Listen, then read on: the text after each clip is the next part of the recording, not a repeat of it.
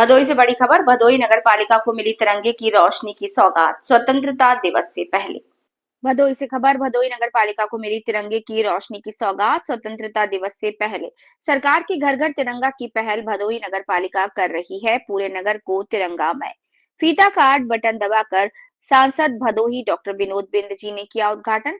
भदोही नगर के सरोई बाजार से रजपुरा चौराहे तक जगमगा गया तिरंगे की रोशनी का उजाला।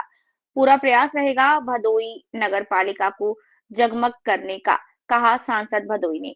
भदोई नगर पालिका अध्यक्ष पति व सभासद अतहर अंसारी ने तिलक लगवाकर सबको किया आश्चर्यचकित। भदोई के कालीन उद्योग को नहीं आने दूंगा कोई आंच, घबराकर अमेरिका लगवा रहा टैरिफ, सांसद भदोही डॉक्टर विनोद बिंद ने कहा। इस अवसर पर सभासद गिरधारी जायसवाल, गुलाम संजरी, प्रदीप यादव, बैजनाथ गौतम, सिराज अंसारी, लोलारक सरोज, एडवोकेट महेंद्र बिंद, रमेश सरोज, अरविंद मौर्य, राकेश उर्फ पप्पू तिवारी, जाबिर बाबू, सादिक अंसारी, आदर्श राय सहित तमाम लोग मौजूद रहे। आज जो है भदोही नगर पालिका में चेयरमैन साहब द्वारा जो है लाइटें रोड पर लगाई गई और सबसे अच्छी चीज़ ये रही कि लाइटों में जो है जो तिरंगे का कलर लगा हुआ है। अभी हम लोग जो है 15 अगस्त आने वाला है और हम लोग तिरंगा यात्रा भी निकालने वाले हैं, निकल भी रही है।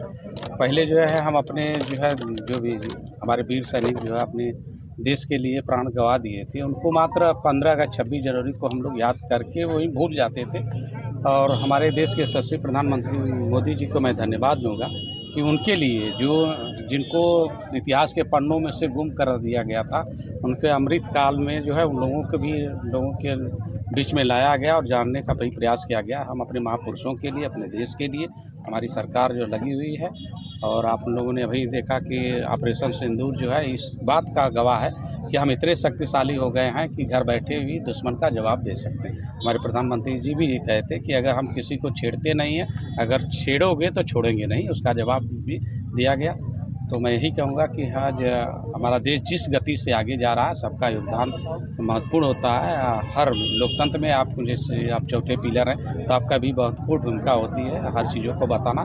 और पिछले 14 से लेकर 25 तक चाहे जिस क्षेत्र में आप दे सकते हैं, बिजली, पानी, रोड, सड़क, शिक्षा, चिकित्सा, रोजगार और देश की आर्थिक स्थिति और आंतरिक सुरक्षा, बाहरी सुरक्षा, सभी चीज़ों में हमारा देश जो है बहुत आगे निकल गया है। हम दुनिया के जो है चौथी अर्थव्यवस्था बन गए हैं, जल्द ही तीसरी अर्थव्यवस्था बनने जा रहे हैं। इसमें सभी लोगों का योगदान है, तो सभी लोगों से मैं यही निवेदन करूँगा और ये सबसे यही कहता हूँ कि हर पढ़ा लिखा व्यक्ति की एक जिम्मेदारी होती है राष्ट्र के प्रति, देश के प्रति और समाज के प्रति अच्छा काम करना चाहिए और सबका सहयोग करना चाहिए।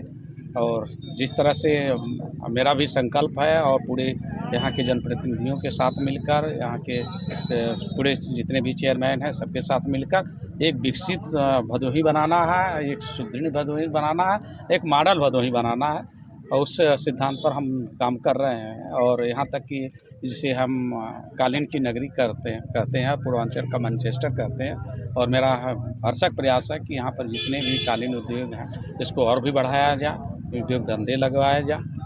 और मैं अपने प्रदेश के मुखिया यशस्वी योगी आदित्यनाथ जी को धन्यवाद दूंगा कि जो जनता की मांग थी वो आप उनके सामने रखने के बाद उन्होंने जो कहा वो 23 जून को रात उसने घोषणा भी कर दिया। यहाँ की सबसे बड़ी मांग थी डेंगू पुल का पुल, उसके लिए माननीय मुख्यमंत्री जी ने घोषणा कर दिया है, जल्दी ही उसका काम शुरू होगा।